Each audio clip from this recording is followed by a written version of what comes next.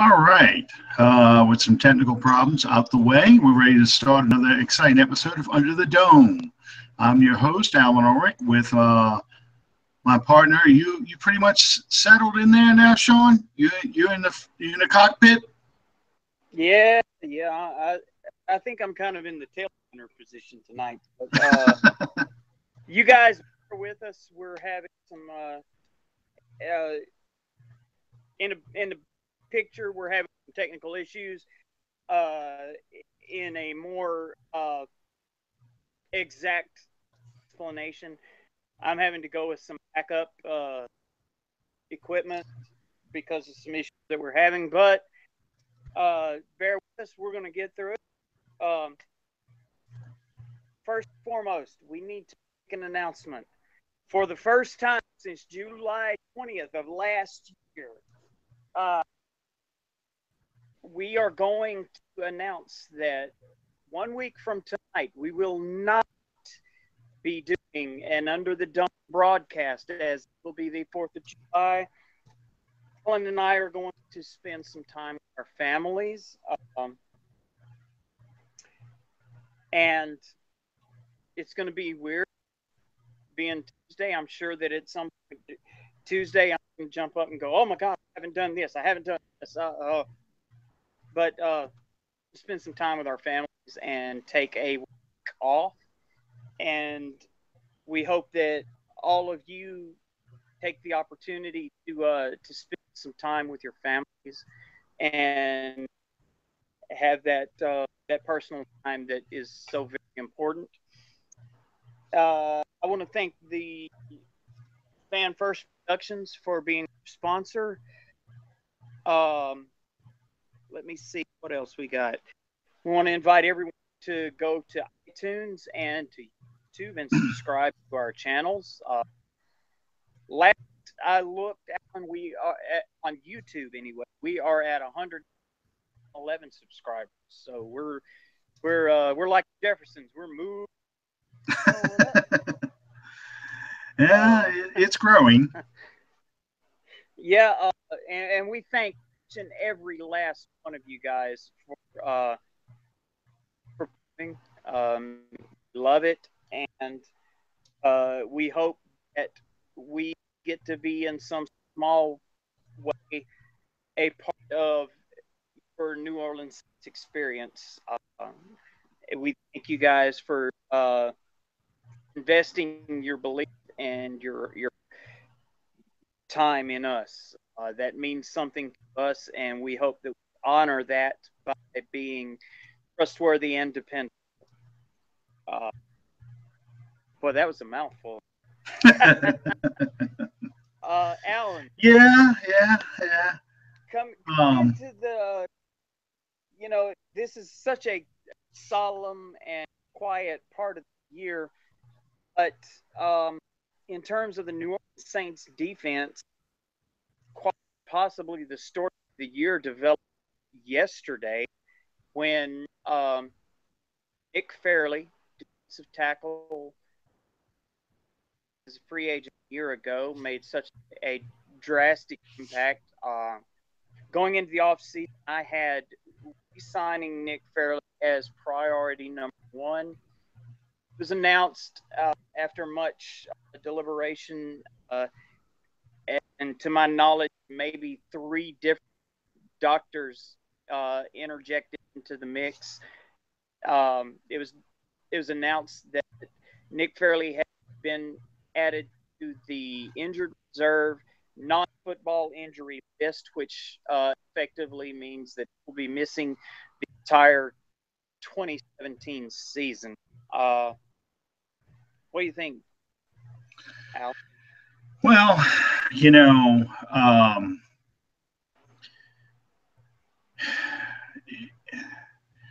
been talking about this. One of the funny things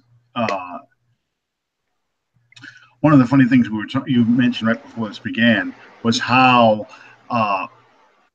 you went in a dead part of the off season when for 6 weeks, so now 5 weeks, there's not a whole lot going to go on Saints wise, and yet every week there's a new story coming out. Yeah. where we have something else we have to worry about. Um, you know, Nick Fairley went and saw the doctor, and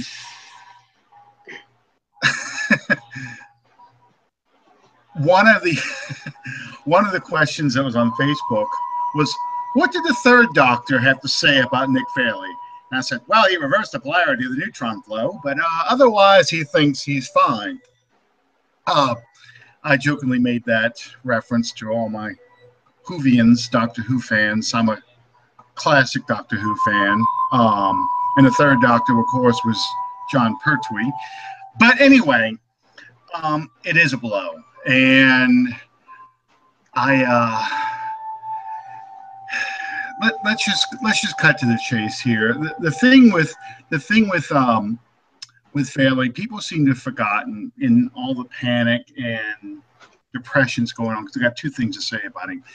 With all the panic and depression and the whole sky is falling thing, they seem to forget that last year we drafted a guy to play the three technique in Sheldon Rankins, and we drafted him very highly. Okay, Fairley was not supposed to be a starter. Rankins breaks his leg, and Fairley comes in and actually plays very well. And he was a player that is traditionally underachieved. And the only time he ever looked like the Fairley that people thought they were getting from Auburn prior to last year was in a rotation role with the St. Louis Rams, now Los Angeles Rams. So here's the thing. Rankins is going to be his starter. Rankins is going to play that three technique. You can have Tyler Davidson on one side, you have Rankins on the other, you have Cam Jordan, and you also have Alex Okafor. Okay, that's going to be his starting four. This is where the loss of Fairley hurts, because the plan was that on third down or obvious passing situations, the Saints were going to take Davidson out and put Fairley in and have Rankins and Fairley as your pass rushers inside with whomever is going to play on the opposite side of Cam Jordan, whether that be Kiaka, Okafor. They might even put a linebacker there like Ellery, whatever the plan or package you were going to put together for that.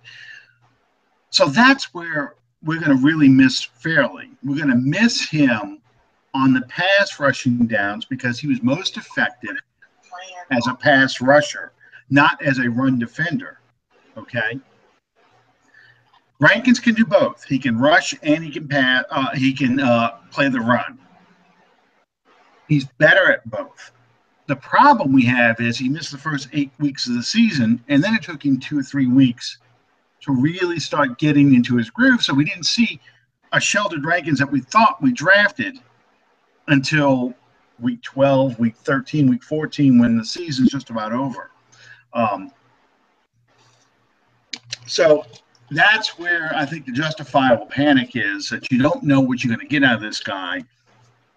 But safe to say, barring any other injuries to defensive tackle, we're going to be okay, but we need to find somebody who can fill in as a pass rusher and rotational defensive end.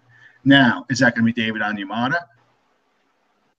He rotated last year. That's a possibility. That was going to be my question to you. At least my book on Onyemata was coming in. He had, how do I say this without coming off crass? The book on Onyemata was he had all the brute strength in the world. As far as technique, he was very, very lacking because, quite honestly, with all due respect, he had basically no coaching up to being drafted. Well, he only played organized football. He's only played organized football for what, 1 year, 2 years? He hasn't really played a lot of organized football. He's got raw skills. I guess what my question to you is, having gone through the season last year, gone through the offseason this year Mm-hmm. with a new defensive line coach, is Onyemata going to be in a position to be able to step up and be that rotational, situational option and need him to be now? We're going to have to see. I mean, here's the other thing. You know how Sean Payton has idolized the Seattle defense. Well, part of when Seattle was at its best, part of the strength of the Seattle Seahawks defense was they were 8 deep on the defensive line. They could rotate their entire defensive line in and out. Okay. With the loss of Fairley and Rankins having to play more snaps than probably what you really wanted him to play, because you only have Onyemata really to rotate with him now. It's that third and fourth quarter, late in the third, early in the fourth quarter, where you really want to get a good pass rush that you're going to be missing Fairley, because he's not going to be playing that, this is going to sound like a low snap count, but 15 to 20 snaps a game. He's not going to be doing that, so someone else is going to have to do this. Now, there are options. There was an article today I saw. There are options the Saints can do. You can see them. I don't know if they're going to make a trade. I think, there's a couple of free agents that are still out there. There may be a couple cuts during camp that are still out there, to be made. I saw one was a possibility of a Cleveland Browns defensive lineman. Another one was a run stuffer who was a Jets defensive lineman, not Sheldon Richardson, someone else. There's some possibilities, and there's also some people who might be on the roster right now that we're not even thinking about who could step up. This is going to be something that's just going to have to play out. It happened. I don't know what this bodes for Fairley's future. They had an article that Andrew Juge had written about options the Saints could explore because of the salary cap implications. I think they're taking a very prudent approach right now by putting him on the football reserve, non-football injury list. By doing that, you still keep his rights. He still gets paid, but you have until next year to make a decision on him.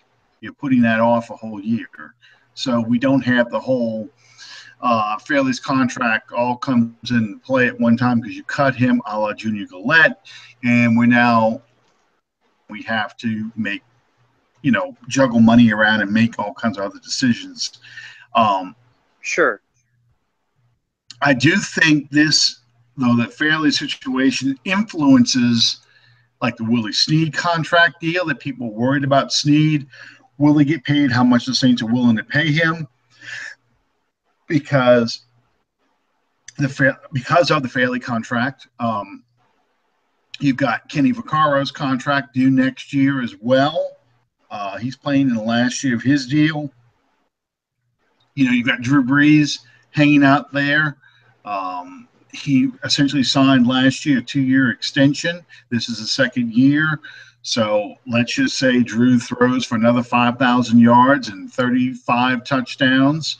You're going to want to extend him as well. So there's some decisions they have to make. So, yeah, Fairley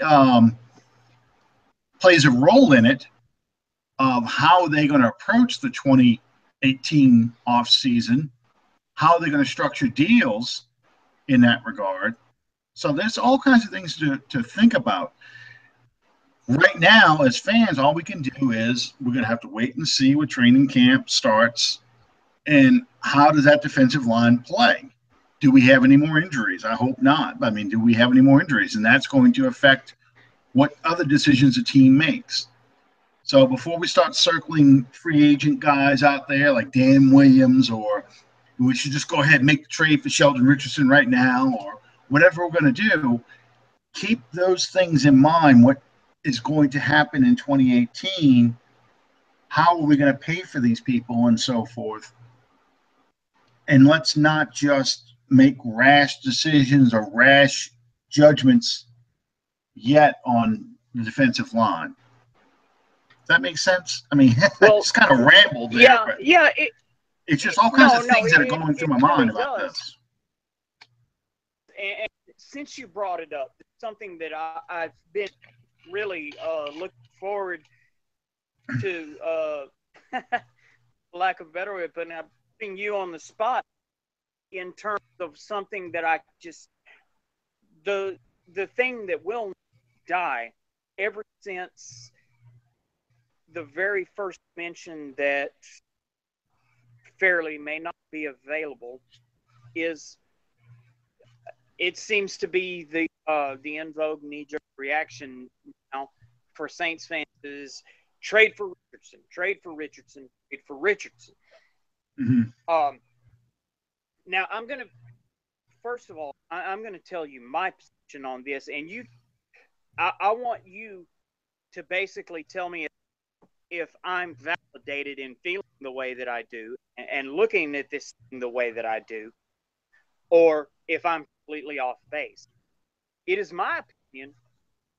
All you have to go on just record, basically, when it and even that being said, free agents are going to be a crapshoot. Period. You're looking at a different guy coming into a new. He may or may not pan out. That's part of the deal.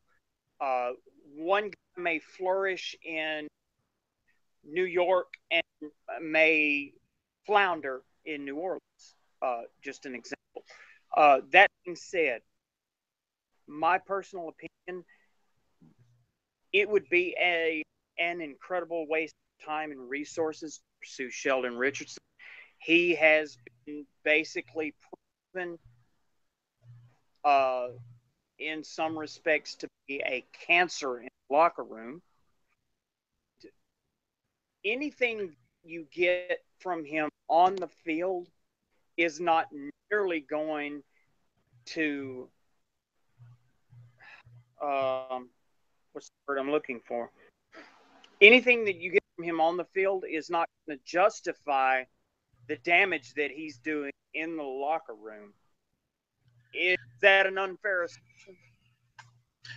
I mean, I don't know. I mean, here's the problem. You know, when you talk about Sheldon Richardson, one of the issues you have is he plays for the Jets. You know, and we talked about this last week. You know, the Jets are a dumpster fire and have been a dumpster fire for most of their existence since Joe Namath retired. Or he left. He retired the following year with the Rams. But, you know, you had a brief interlude with the New York Sack Exchange with Joe Klecko and Mark Gastineau, and then with Ken O'Brien as the quarterback and so forth. But for the most part, it's been one disaster after another. Bill Parcells is the closest one that gave him any kind of respectability for the longest time. So I don't know how much of it is his personality not fitting in with the New York Jets culture. Therefore, that's why he's a cancer. He did flunk a drug test or was suspended for substance abuse, you know, so he has that working against him.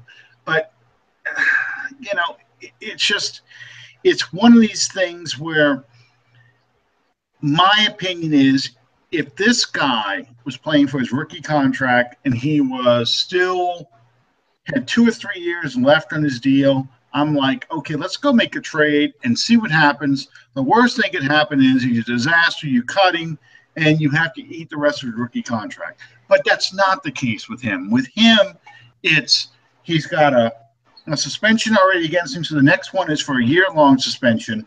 He's in the last year of his deal, so whatever you give up for him, you're going to have to sign him to a big deal to justify what you gave up for him. So, you know, I'd rather just push him aside right now unless the Jets get into desperation mode and just either cut him or give him away for nothing. So we're going to set him aside. There's other players out there who may be cut during training camp or who are out there right now that kick the tires on them. I mean, somebody put Vince Wilfork up there. Vince Wilfork is 35 years old. He doesn't want to play another training camp.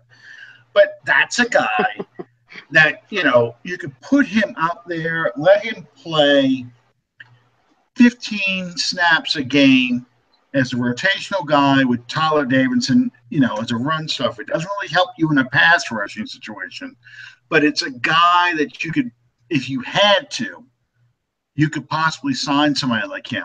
I'm not a fan of that move, but it's a name out there nonetheless. Dan Williams is supposedly a highly ranked player by Pro Football Focus, who I don't have a lot of respect for Pro Football Focus. I know a lot of people do.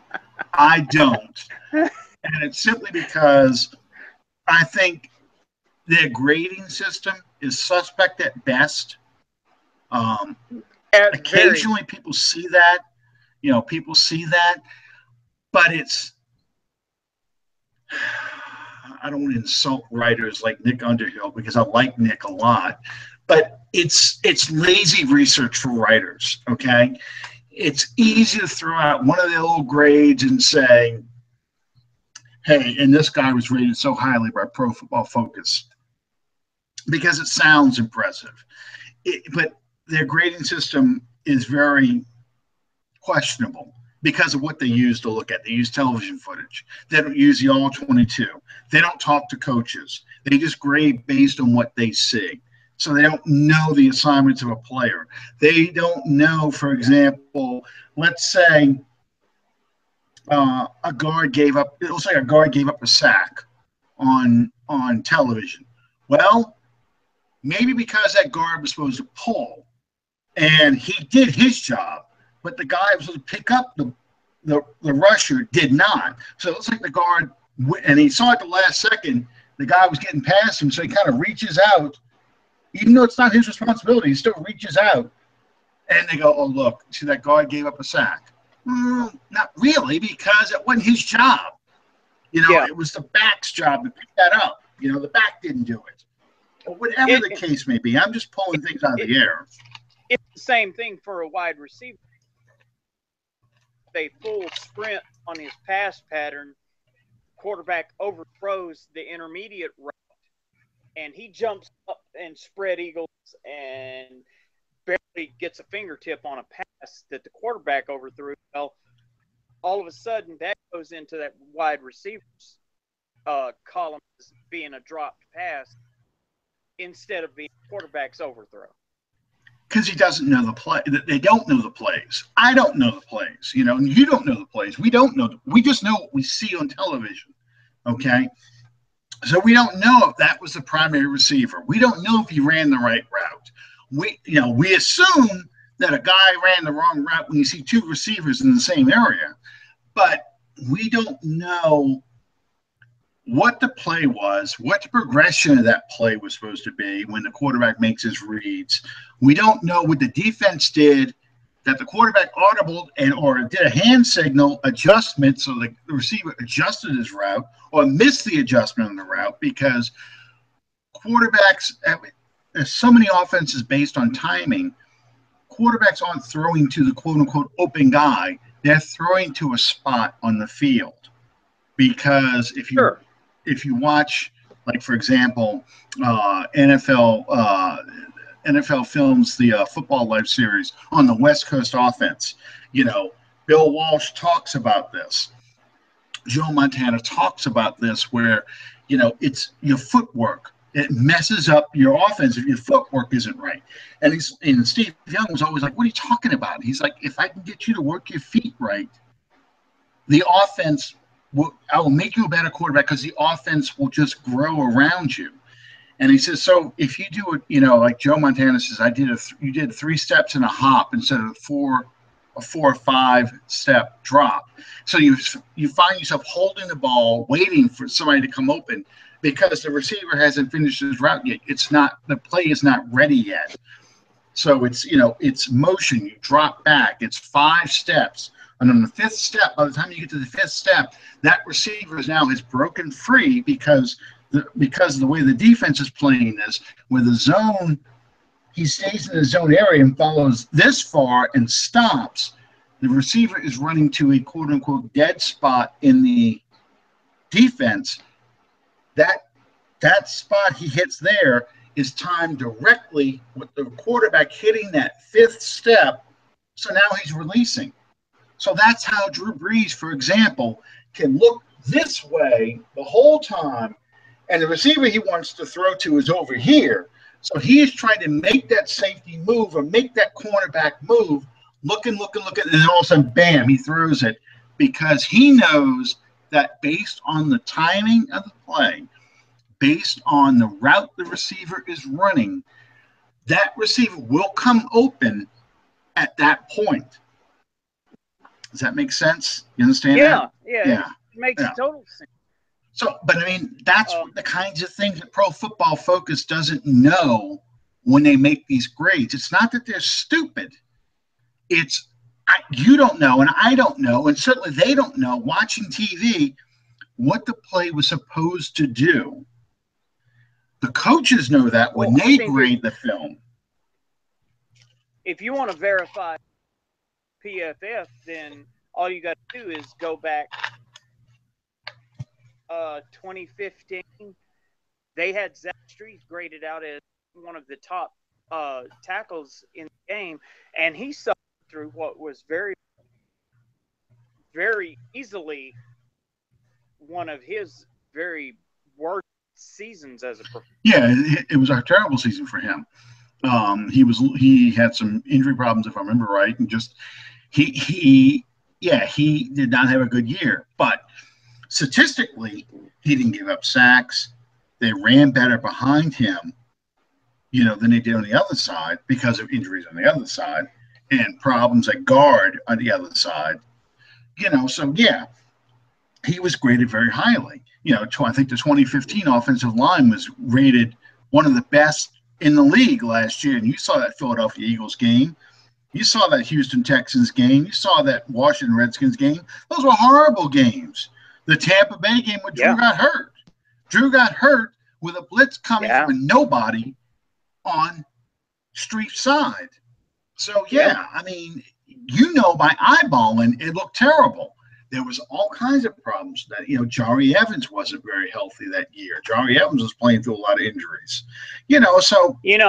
I get vilified all the time because I am not a stats guy.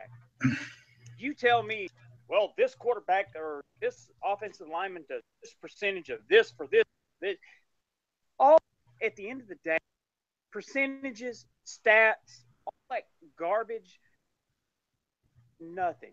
The only thing that means anything at the end of the day is who scored points and who kept the other team from scoring points. It doesn't matter how neat it is it doesn't matter how hard it was for your team to accomplish that.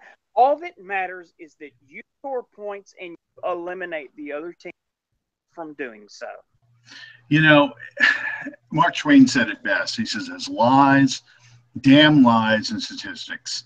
And, statistics can tell you almost everything. At the same time, it can tell you nothing. Statistically, I can prove that 2 + 2 = 5.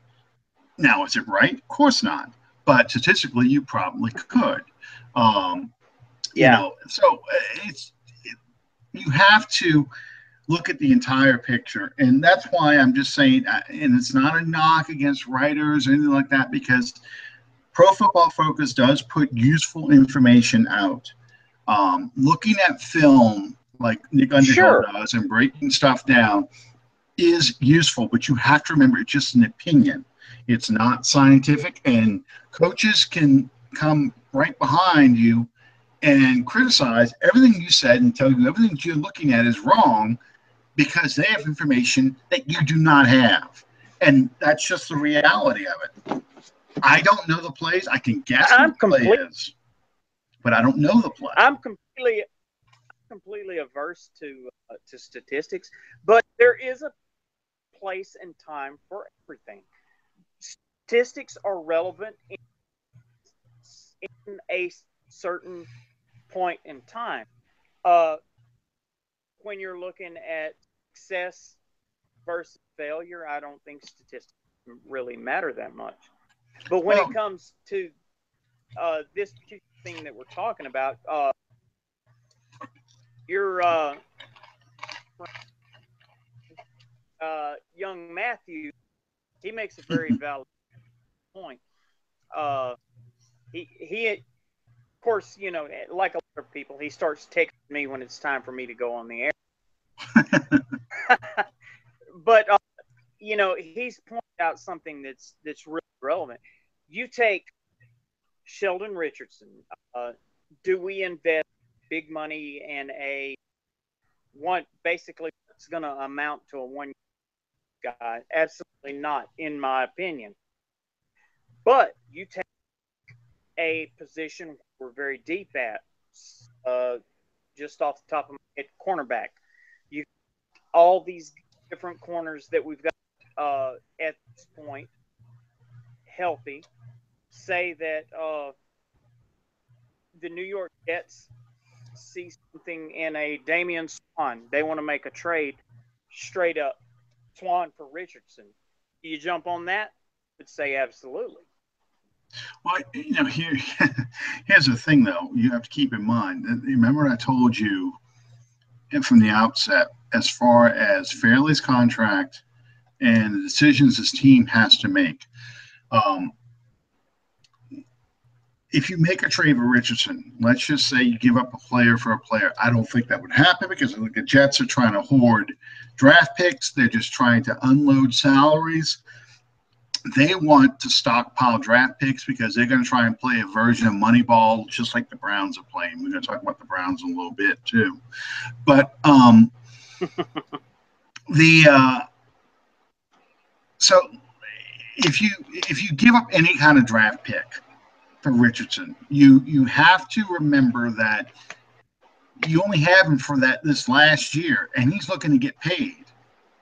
So if you make that trade, you have to decide whether or not that trade is going to be something that's going to stay for just a rental for a year and you're just going to kiss that value goodbye, or are you going to add a player to your roster that you probably were going to have to sign to a big contract in the same year you got Vaccaro, you still have the Snead deal. If nothing gets done, the Snead deal we get carried over to next year because he's playing under a tender. Now, again, he's exclusive rights right now, restricted next year, so we still have another year before we have to worry about him hitting free agency. So you can do this. But, Drew Brees, what are you going to do with Drew? And that's going to be a big contract. Even if it is for a one-year deal, the man's not going to play for the Saints for less than $18 million.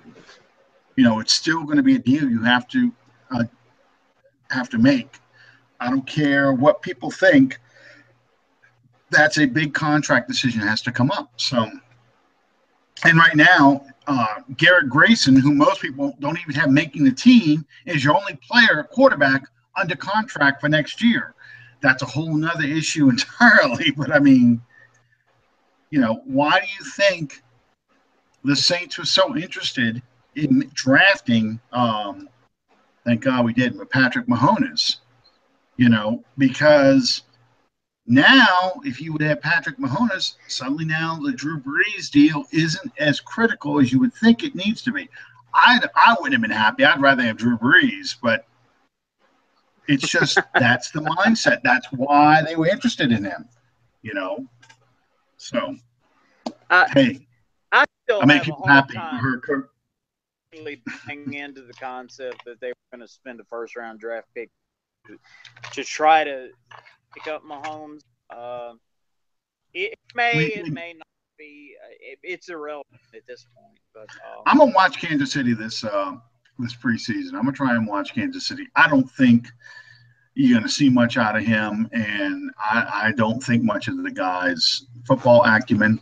I think he's got all the physical talent in the world. I just don't think he's the kind of player who is going to translate well into the NFL because I just view Texas Tech's offense a lot like I viewed the University of Houston's offense when they would run and shoot. In the early 90s, you had David Klingler, Andre Ware, these guys putting up Madden football kind of numbers, 60 touchdown passes and 7,000 yards, yardage. And this is unbelievable numbers. But you're playing run and shoot in the college football era. So, chunking. Yeah, I mean, Chuck and Duck, as Buddy Ryan used to call it. Moving right along, there seems to be a running narrative by our defensive leader, and I use that term loosely. I would assume that unquestioned, at least vocal leader of our defense at this point in time would be Cam Jordan. Mm-hmm. He has gone on multiple different platforms, as per NFL Network, and basically anyone who will listen for that, as far as that goes. But his message is remaining the same. The Saints are fixing to win the Super Bowl. Alan, let me put it to you this way. Being a diehard fan is one thing. Legitimately speaking, Saints preparing to make a Super Bowl run? This time in 2009, did you think the Saints were on their way to making a Super Bowl run? They finished a 7-9 season. They what moves did they make in the offseason to make you think they were going to be a Super Bowl contending team? They signed an aging safety in Darren Sharper. You had a cornerback that Buffalo didn't want come across. Your first round pick was a safety corner from Ohio State. You signed a defensive tackle who was coming off of a drug suspension, and he sent out a video to all 32 teams. Only the Saints agreed to give him a tryout. They signed him. I mean, what made you think that was a Super Bowl team? What made you think last year Atlanta was a Super Bowl team? Remember, we did the preview show, and our guest that will never come back on our show again, we basically implied that Atlanta and New Orleans would be battling for the last place in the NFC South, and Atlanta made a big run. I can remember that preview show, sitting there looking at Josh, and every time I would throw it to someone else from a different team. Who's going to be in last place? And they would say Atlanta. And yeah. I remember sitting looking at Josh, and he was sitting there. The first one, he didn't react. He was like, okay. After the third beyond, every time someone would say Atlanta, he would just kind of put his head down and take. And I'll be the first to admit, I picked Atlanta to be dead last. Sure. A year ago. Because Vic Beasley, until last year, Vic Beasley was a bust. Atlanta fans thought he was the biggest waste they ever had at first in the draft. Thought he was a horrible pick. And then the light came on for him. Who was Atlanta going to throw to other than Julio Jones? Well, you found out they had some receivers that could actually play. Sununu and Gabriel, who came from the Browns. So, this is a long-winded explanation, but I can't fault Cam Jordan for pumping the Saints up, because 3 consecutive 7-9 seasons, you need to make people feel positive. Now, is it foolish? I don't know. We won't know until they start playing, and then the injuries, if they build up, what happens? Who we lose? There's so many unknowns about it. Is there sort of, and I ask this because you and I both were at one point in time players. Is there any kind of negative blowback that could come from Cam making these sort of bold statements? No, no, because it's just talk. Now, if he belittles other teams and guarantees wins against certain teams, yeah, that could come back and bite you. But what he's saying, all except for the Jets and the Browns, all 30 teams feel that they've got a shot to make a run in the playoffs, and if things fall just right, you can make a Super Bowl run. And it's been happening every year. If you think about the people who've been in the Super Bowl in these past few years, Carolina in 2014 went 7-8-1. Our division was a joke. Okay, they thought that the NFC South, in fact, there was arguments, of course, there were arguments in the NFC South, because when the happens in the NFC East, we don't hear about that. But in the NFC South, there was actually a legitimate argument about seeding now. We need to have seeding in the playoffs, that a good team in the East or the North should get a playoff spot over the division winner if they've got a losing record in the South. They kind of said that about the West too in 2010, but they really started beating that drum last year because in 2015, because it looked like nobody was going to have a winning record. It looked like nobody was going to get over 6 wins in the NFC South. Carolina went 7-8-1. So, and again, did anyone see that team going 15-1 the next year? Nobody did. And no, we've seen this every year. And by the same token, there's no one that foresaw the run that Carolina made 2 years ago. There's nobody that foresaw Atlanta making the run that they did a year ago. I believe, I asserted this point in one of our chat groups earlier this week. I do think that despite what some of the talking heads would have you believe, that one of the more competitive divisions in the National Football League is the NFC South. Because even when the quality of football and the win-loss records are not quite what you would want them to be, these teams beat hell out of one another. And this is going to sound like excuse making, and I'm not making excuses, but if you look at what the Saints did with a banged up secondary where you have street free agents really playing in your secondary, your defense is not very good. And yet we can point to 2 or 3 games. They finish 7-9. They win those 3 games. They're 10-6, and whether that be the Giants game, the Broncos game, the Carolina game, any of those 3 games, those are all winnable games. Now, do they go very far in the playoffs? I doubt it, but you still go. I doubt it. To me, as long as you have Drew Brees playing at a high level, you always have a chance of making a playoff run. Absolutely. The issue I couldn't agree more.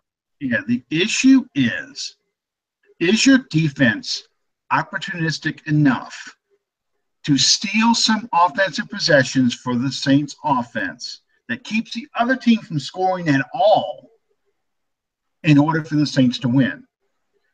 That's going to be the key every time. You're not going to get a reincarnation in Dome Patrol. It's not going to happen because of the way this team is built. Okay, this team is built around Drew Brees and the offense. Like it or not, it's built that way. When the Dome Patrol was around, when Bum Phillips had his defense, that team was built around the defense. Okay, the offense was a liability. People forget that, but I can't tell you how many 20-17 games we would lose under Bum Phillips and Jim Mora, because the offense was limited, because they played at a very conservative, ball control based kind of offense. They had no big play weapons. There was no quick strike capability. So you were putting tremendous pressure on your defense to keep a team at 20 points or less. Even in the 80s, that was hard to do. So we have just the opposite here. We have the offense is built to put up points. The defense just needs to make enough stops that the offense wins the game. Yeah.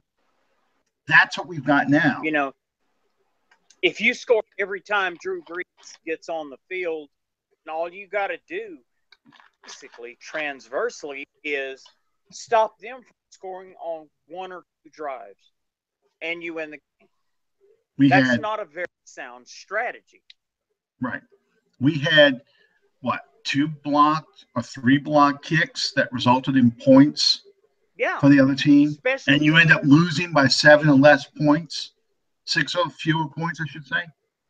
You can directly attribute special teams to the loss of 3 games last year, which may not seem like that an issue. If you look at it in the scope of things, you're talking about, okay, take on assumption that those 3 games instead of losses were wins. You're talking about a 7-9 campaign or a 10-6 campaign. You're talking about possibly a losing record versus a wild card possibility. You're talking about, for all practical purposes, night day difference. Go back to the Atlanta Falcons. The Atlanta Falcons were winning those kinds of games because their offense would hang 30 and 40 points on people, and their defense would make just enough plays. What happened in the Super Bowl was the defense didn't make enough plays. The offense stopped scoring, and the Patriots had time to come back and beat them. The Falcons lost a game similar to the way that the Saints of 2014, 2015, 2016 lost games. They lost because their defense could not make the stops they needed to make, and the offense did not score enough points to make up for the lack of stops. Atlanta didn't do anything really special other than basically imitate the Saints. Everybody wants to be us. Well, and I think we'll go back to the Adrian Peterson issue, and we can go back to those other things. But, I think that's part of the reason why we got Kamara. That's part of the reason why we got Peterson. We got more weapons for the offense so the offense can make more plays to help the defense out. They're just asking the defense to make 1 or 2 stops per game. Force some turnovers. We need to get turnovers. I've been putting up videos, NFL Films highlight videos of old Saints teams. And one of the things that strikes me when I'm watching the videos, now, of course, the NFL Films, they can make the Detroit Lions 0-16 season seem like they were just 1 or 2 plays away from being a playoff team. That's just the way they edit and the way they narrate the thing. So, right, you have to take some of it with a grain of salt. But the thing that struck me about those Jim Mora teams, and to an extent the Bum Phillips defenses, is how many turnovers they were forcing in the game versus how many turnovers we force in Sean Payton's defenses. And I say that with whether it's Gary Gibbs, Greg Williams, Spagnuolo, Ryan, or Allen. We don't force enough turnovers, except in 2009. We don't force enough turnovers. We need more turnovers. So I'm going to beat that drum to death until we start getting more turnovers. I think that's going to be what makes a Super Bowl run. You get the turnovers. Well, force those turnovers, we'll see a Super Bowl run, regardless of what else happens. I was taught at a very young age in terms of football acumen. I was taught very, very early on, it's really, really, really hard to lose a ball game if you have the ball. Yeah. It sounds awfully simplistic, but, it translates to the highest level of the game. If you have the ball, it's really, really hard for the other team to beat you. Yeah. Drew Brees can score. That's a given. We have the weapons to score. The key is, can you get the turnovers? Speaking of Jim Mora, I was going to translate for so long. For so long, it's been the foregone conclusion of people that, hey, we got Drew Brees, the offense is set. Hey, there's no problem, and that's not necessarily so. I think if the past 2 seasons have proven anything, it's that Drew Brees is not just going to go out there and bombast teams into submission the way that he may have once done. Well, and that's the reason that you see such a premium, at least in terms of the New Orleans Saints, being put on the defense and improving that unit. People forget when they say this that Drew Brees makes receivers and makes the offensive line, makes all these things. They forget that, and they also say no matter what, the offense is always going to be in the top either 1 or 2, no less than 6th place. What they forget is that every year we're bringing in new pieces, more pieces in this offense. Yeah. Last year was Michael Thomas. 2 years ago was Cook. Brandon Cook. This year it's Kamara and Adrian Peterson. We brought a new offensive guard in. We bring things in to try and keep that offense always in high gear. Bring him new weapons. When he doesn't get his new weapons, that's when you see the offense starting to struggle a bit. And we saw a lot of that in 2015. They didn't get enough new weapons. So anyway, I was going to transition to something else. Speaking of Jim Mora, let's talk about the modern day Jim Mora. And we talk about the AFC North. To me, the modern day Jim Mora is the guy you've got coaching the Cincinnati Bengals. The man, I cannot believe he is yet to be fired, because if you think about this, let me look up his record real fast. I think he's got a perfect 500 record. I knew I had it earlier today and I forgot it. I completely agree. The fact that this man survived that playoff loss to the Steelers is it's beyond comprehension to me. Yeah, well, I mean, Marvin Lewis's record. Let me see what his record is as a head coach. Come on.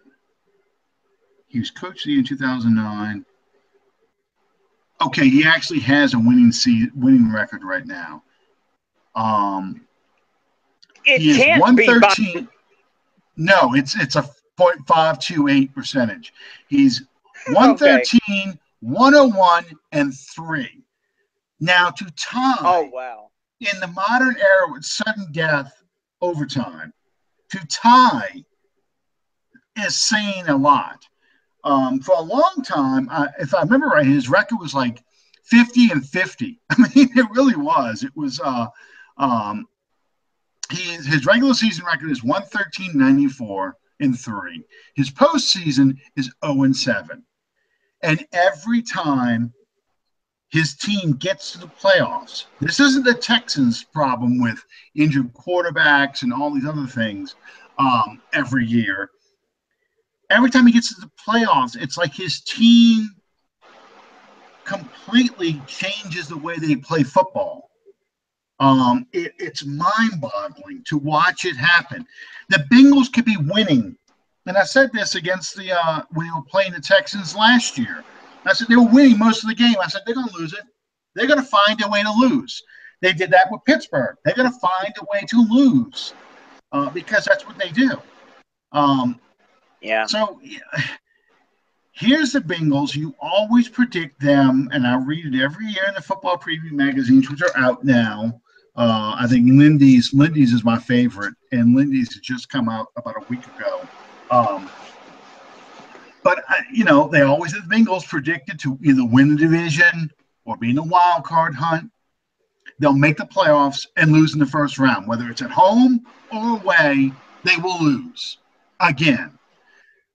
So they are the permanent Jim Mora team to me. Well, I think some. Go ahead. That I here, you're talking about the Bengals. I think that they have lost one key instrument piece in being that team that is always considered to be relevant, regardless. The fact that they lost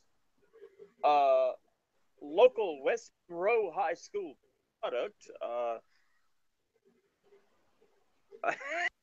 Andrew Whitworth. Yeah. Losing Whitworth is a major blow to the Bengals. I believe, and I think that over the course of the season, that's going to. Oh, he froze. He froze on me. Oh, there he is. I do believe that the Steelers, and I know it's the comfy, cozy fallback position of everyone whenever they're picking the NFC North, but I believe that the Steelers are going to be the team that rises to the top. I believe that the Bengals, after being semi-relevant for so long, they're going to take a step back now without Whitworth, without the other guys that they've lost. The NFC North, it's really a battle among three teams, and really it's the Steelers and the Ravens who are battling for the division. And then the Bengals make the wild card somewhere along the way. Okay. The Steelers last year was a great example. Put together a good season. They beat the hell out of some teams. They got the hell beat out of them by other teams. Get to the playoffs, destroy the Dolphins, and then completely fall apart the next round. It was like which invariably happens to be against the Patriots. Yeah. Yeah. It's like the entire team goes into mind lock when they play the Patriots. I'm like, don't you know by now that when the Patriots play you, Bill Belichick takes away your best weapon? Yeah. So, like last year, for example, there wasn't a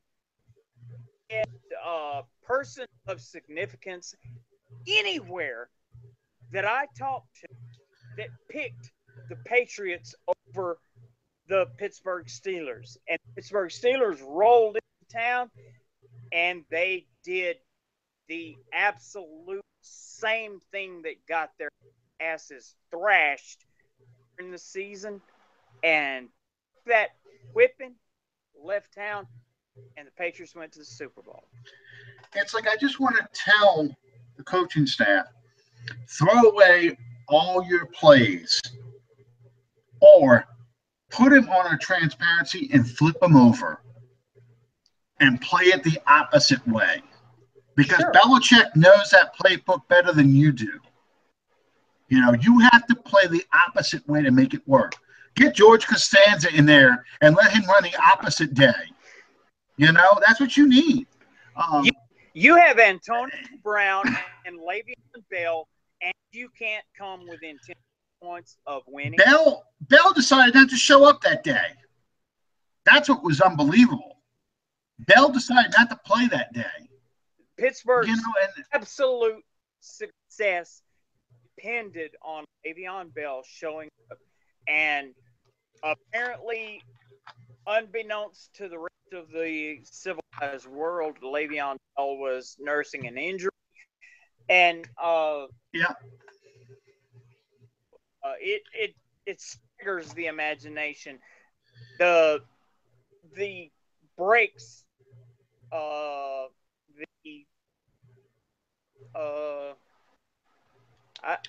don't know what word to use. Well, my thing is Tom Brady and Bill Belichick get in. They're in their head. They're in their head.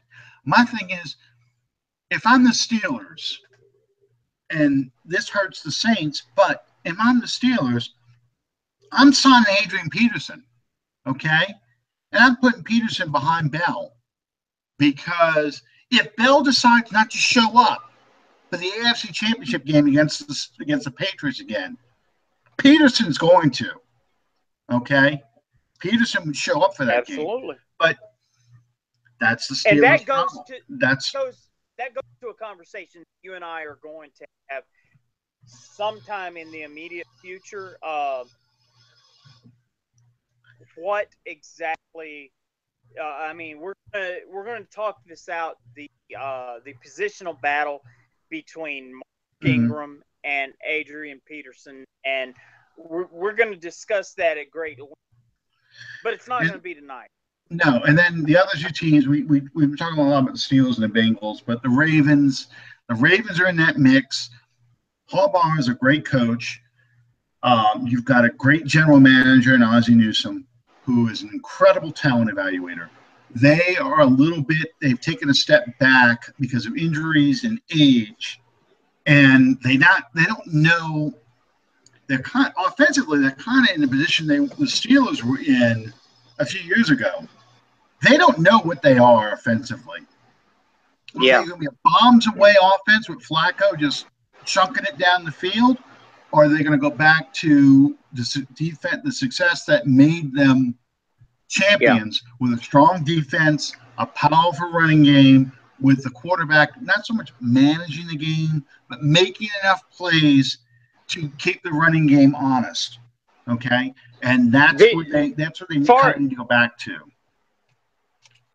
As far as the Ravens go, I think that the key to success is always, as long as Harbaugh is the man calling the shots, the key is always going to be retooling that defense.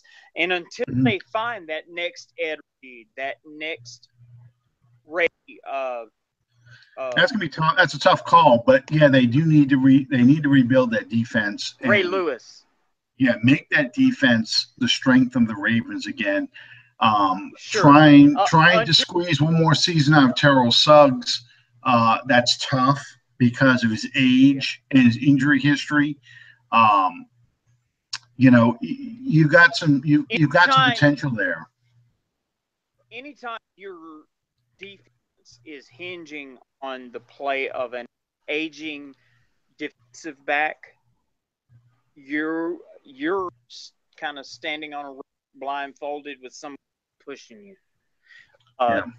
An aging defensive back can be worked around basically blindfolded with a little bit of luck. Until the Ravens retool that defense and make that the hallmark of their calling card, they're not going to be the team that they were just a few years ago when they won the Super Bowl. I feel like AFC North is going to come down to a competition between the Cincinnati Bengals and Steelers, and until they show me something otherwise, the Pittsburgh Steelers are going to win that division hands down. Well, the thing though is the Ravens give the Steelers problems. That's probably one of the best rivalries in football, at least in the AFC right now.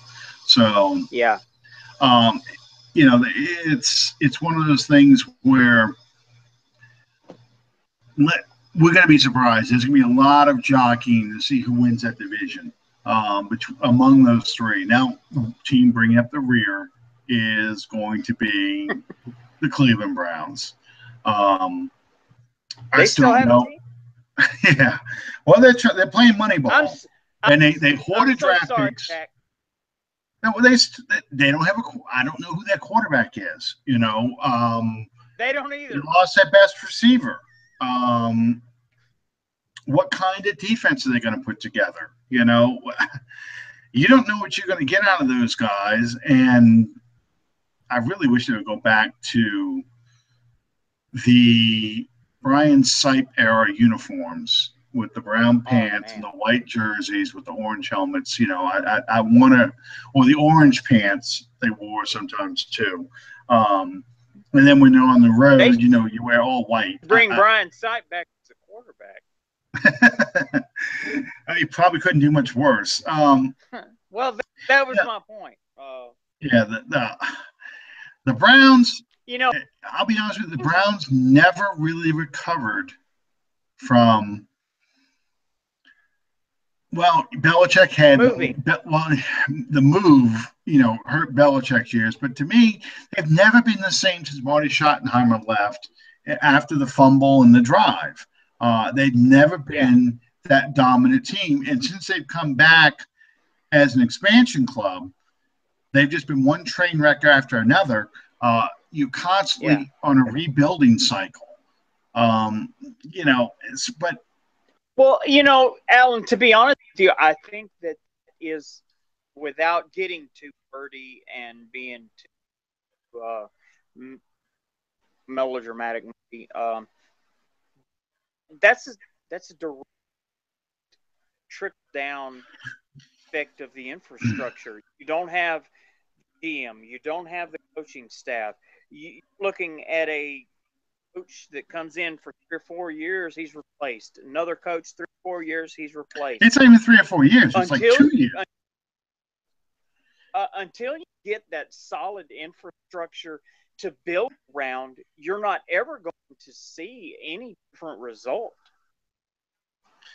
The Browns are what the John Meekum years were for the Saints. And maybe this Moneyball approach will work. I don't know. But they've tried everything. There's a joke.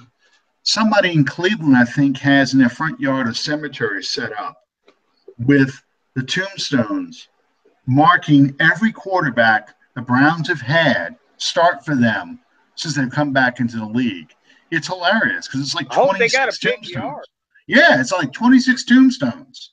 They just set this up for Halloween of every quarterback who's ever started. Just unbelievable. And to me, if you mess that up, you set your franchise back every time.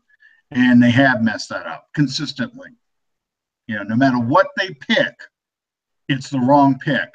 And where they pick them, it's the wrong guy. Eventually, there's the glaring inadequacies of choices such as your Johnny Manziel. It wouldn't really, in my opinion, it wouldn't have made any difference if Johnny Manziel was drafted by the Cleveland Browns or the New England Patriots. He was not going to succeed at this level because he didn't have the desire, the intangibles, so to speak, that you need to succeed at this level. But then there's others that maybe could have ridden that middle ground, that maybe could have had opportunities to succeed in a good position. Well, I mean, just go down the list. Brady Quinn from Notre Dame. Who's the Whedon? They drafted one year. They drafted Richardson at running back. Trent Richardson's. And at the same time, you miss guys like you missed Mark Ingram. You missed Russell Wilson. You consistently miss guys in positions you could have probably built your team around. Ezekiel Elliott, you missed him. You missed drafting the kind of offensive lineman the Dallas Cowboys drafted. You make a trade down, you don't take a Jared Goff or you don't take a Carlos Wentz. And it comes from the fact that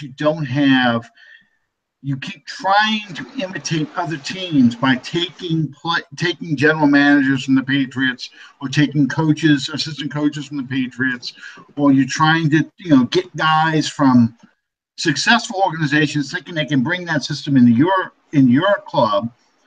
And when it doesn't work right away, you go, well, that was a failure. Fire him, cut all these players, get rid of all this stuff, got to rebuild all over again.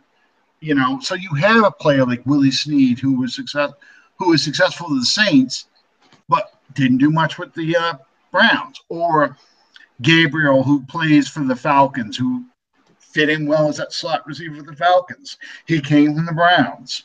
You know, those You're kind of looking things at happen.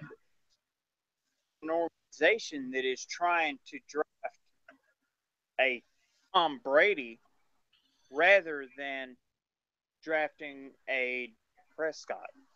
Does that make sense?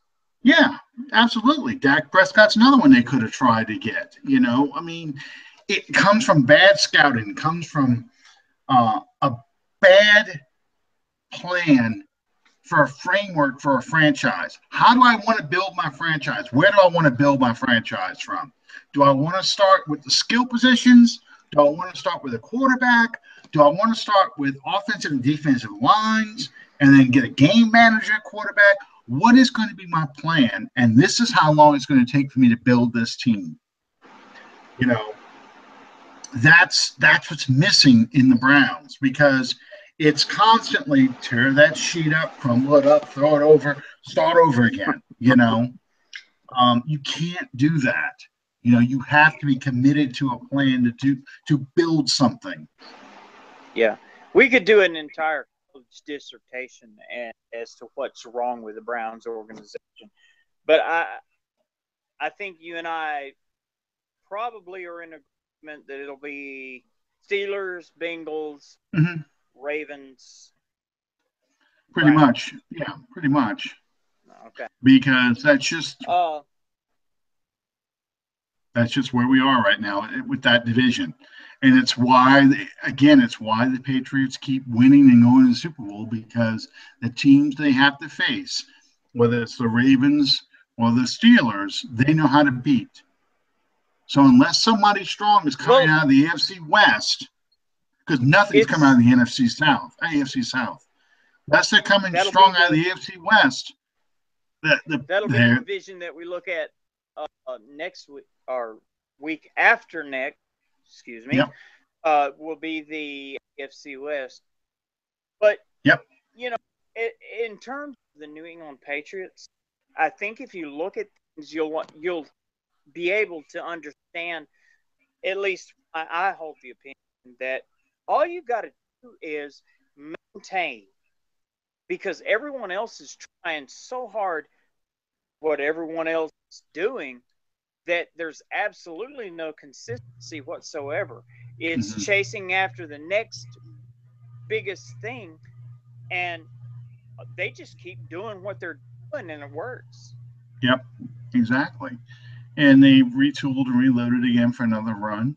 So it's going to have to be someone, when we talk about the AFC West, it's going to have to be somebody out of the West that's going to challenge the Patriots, because it's not going to be the North, and I doubt it's going to be any team in the South.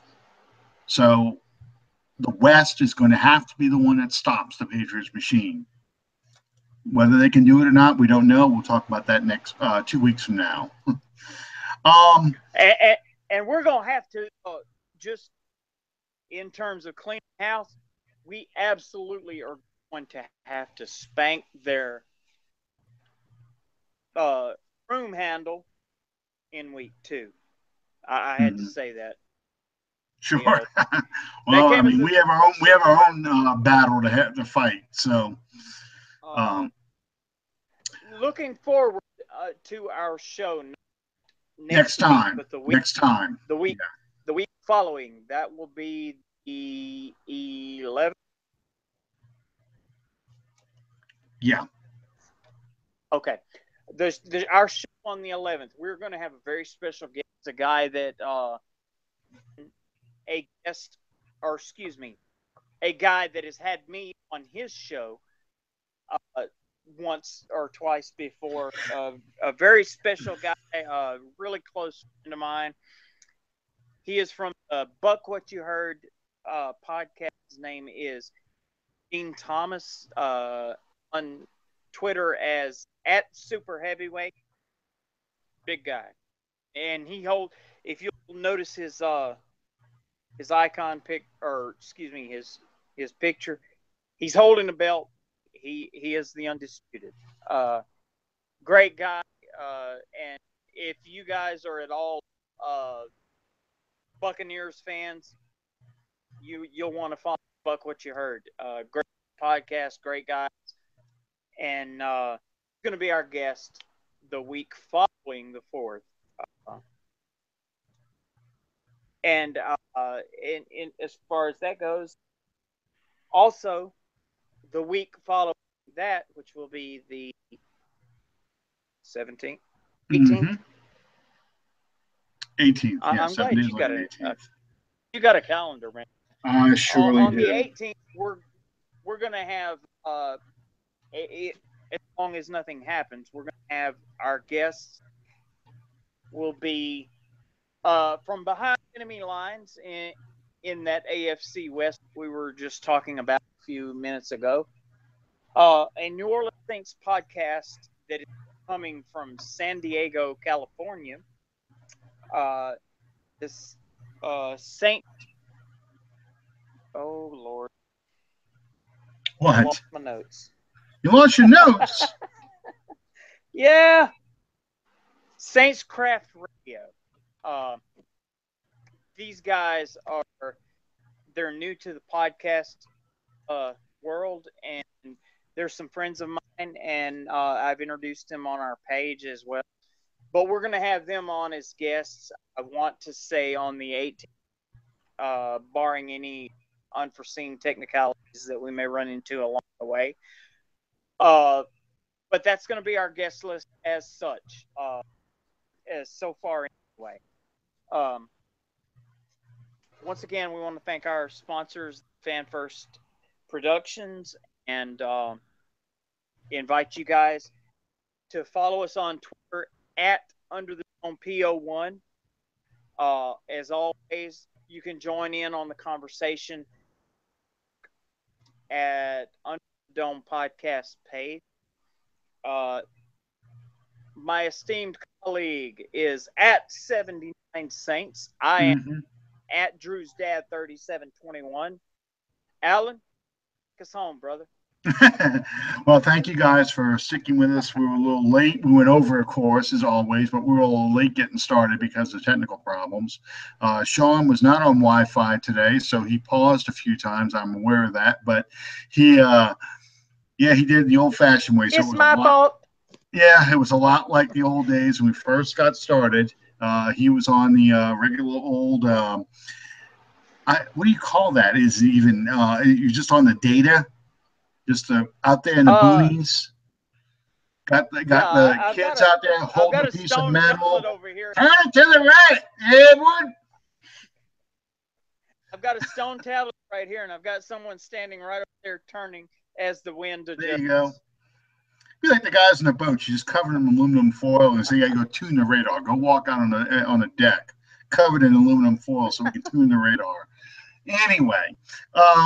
Thank you guys for watching. We'll see you guys in 2 weeks. Have a good 4th of July. Don't do the JPP, Jason Pierre-Paul approach to handling fireworks. We want all 10 fingers back. Don't say, here, hold my beer and watch this. Famous last words of every redneck in America. Are not fun toys to shoot at your friends like a war. And no, we don't find it funny to throw a whole brick of firecrackers in the fire pit. It's not funny. So anyway, it depends on how far from the pit. Hey man, when I was a kid, I had 10 speed. You know how the handlebars kind of turn back like that? You got little holes in the end. I used to keep whistling bottle rockets in there to try and shoot like rear missiles, shooting at your friends as you ride. It never worked the way you really wanted it to. It never went in a straight line. But hey, man, it was a badass idea when you're riding your bike and kind of light that thing while you're going and see if you can hold that thing so it shoots at your friends. Anyway, you are a special kind of twisted, and that's hey, man, about you. that was the kind of stuff you did for fun, rear firing missiles. Anyway. Thank you guys for watching us again. Y'all have a good night. Good night, everybody.